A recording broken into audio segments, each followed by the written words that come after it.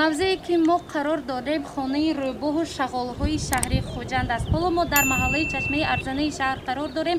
Сокинон ба мо шикоят карданд. онҳо мегӯянд ки дар ин мавзеъ рӯбоҳу шағолҳо наздик 20 ададро ташкил медиҳад ва худи онҳо ин шумораро шуморидаанд ва ин шағолҳо ҳангоми субҳ ва бегоҳ дар кӯчаҳои сокинон гашту гузор мекунанд ва мурғҳои хонагии онҳоро, паррандаҳои хонагии онҳоро мехӯранд ва нобуд месозанд. ин мавзеъ поёни кӯчаи ба номи берунии маҳаллаи Чашмаи 2 аст. чанд моҳ инҷониб селаи рӯбоҳу шағол зери сангҳои калон макон гузоштанду ҳангоми шаб ба сайди ҳайвонҳои хонагӣ мебароянд. сокинони ин маҳалла мегӯянд шумораи ҳайвонҳои ваҳшӣ наздик 20 ададро ташкил медиҳад ва ҳар шаб паррандаҳои хонагии мурғу хурусу мурғобиҳоро нобуд мекунад. ин ҳолат дар Чашма ҳамарӯза ба чашм мерасад. Мурғи анимо кун 8 مرغ. یعنی همسایه نمیدانم. یعنی وایو نمیدانم. فرهاد غفورов сокини кӯчаи ба номи берунии маҳаллаи Чашмаи 2 аст. шағолбачаҳо тақрибан 13 ададро ташкил медиҳад. мегӯяд ӯ 4 мурғи ҳавлиашро шағол хӯрдааст. агар чунин аҳвол давом кунад оқибаташ хуб намешавад, гуфтанд истиқоматкунандагони ин маҳалла. онҳо аз кӯдакони хурдсоли худ дар хавотиранд ки мабодо шағол ба онҳо ҳуҷум накунад. خونو میدارد که پس مرغای میخورد. مرغای همسایه خودن یعنی وای عرفکای میزاح کرده خود. این طرف تو بچه‌ای که من نگذاشت خاطر دیم ما اوناس. این نو گفتیم رئیس به من چالشه بینیم گفته اونده پارونده نه. بسیار دیم بیاد یک تا دو تا باشه مالش بود. 13 تا بچه شای خودش. دو تا مادرش یک تا مادرش ناراض. Problemi de bu halk mı var? Avadan umman emeklisin. Abi sahar saate senin çok onu çırakım ekşam. Köçan da pırıyım o. Galaş kime kadar. Umar خودی نشستی می چی میگه تو؟ من خلای دکم. аз 40 мурғу чӯҷаҳои Фотима Искандарова танҳо як ададаш боқӣ монду халос. ҳамаи паррандаҳои хонагиашро рӯбоҳ нобуд кард. акнун дигар ба нигоҳубини мурғу чӯҷа машғул намешавем, мегӯяд ӯ. писараш чанд маротиба кӯшиши доштани ҳайвони ваҳширо кард, аммо натавонист.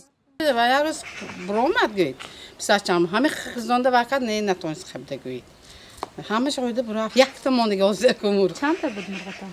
مرغما یک 10 تا 12 بود چهارشنبه بود ایسی همش 40 تا بود گوید چیزی روز بی 50 روز بعد شد نمیدونم اگه جان ده روی باقی بی وقت میبیاد همون طرفم بود طرفی بیرون است بیان همونجا سوند گوشم اون میبیاد ایسی بود نزدیک تو موبایل است کاوتی کوپی دراز گذاشته میبیاد اینجا آویسنام میلم داشت آبالو مول میفروخت گوشم اون لازم نه هوا گرم شد هیچی نمیدونم افتاد بینش مجبور میفروخت.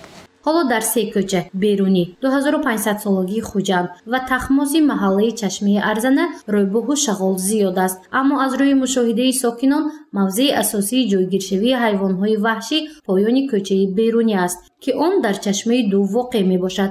садои нолаи ҳайвонҳои ваҳшӣ сокинонро ба дод овардааст, то андозаи кӯдакон низ ба ваҳм омаданд. бегонӣ буд гурӯҳи ғизонда қитта гиром рафт ки اولش بیاد بیزی کرد. خاطر یک بچه گیری داشت که من داد میکرد شب بیام. آدمی خوراکی که خاطرش نمیخواد. خودی دیت که گیره میکرد دیگه به همین خواص میبرد.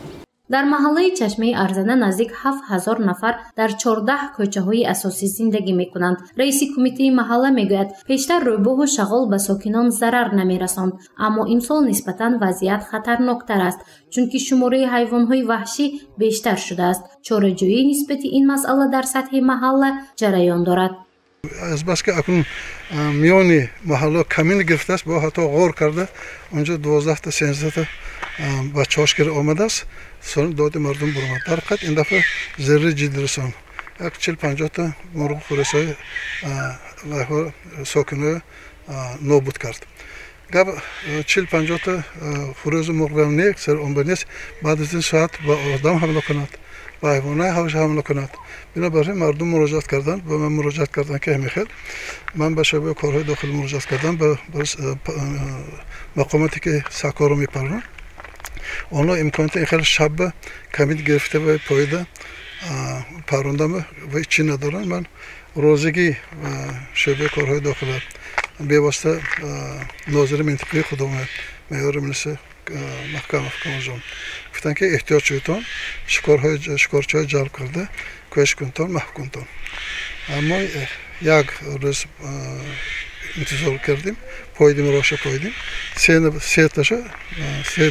нафарша нобуд кардем сокинон ва масъулини ҷамъияти шикорчиёни вилоят 3 рӯйбоҳу шағолро нобуд карданд. маҳвсозии ҳайвонҳои ваҳшӣ ҳангоми бегоҳ ва субҳи барвақт бо иҷозати раиси ҷамъияти шикорчиён ва моҳидорони вилоятӣ сохт ва мақомоти корҳои дохила сурат мегирад. алҳол танқисӣ дар кори ин гурӯҳ танҳо барои дастрас шудани тир барои нобуд сохтани ҳайвонҳои ваҳшӣ мавҷуд аст. гузориши мафнушкурова наимҷон аюбов барои барномаи иттилоотии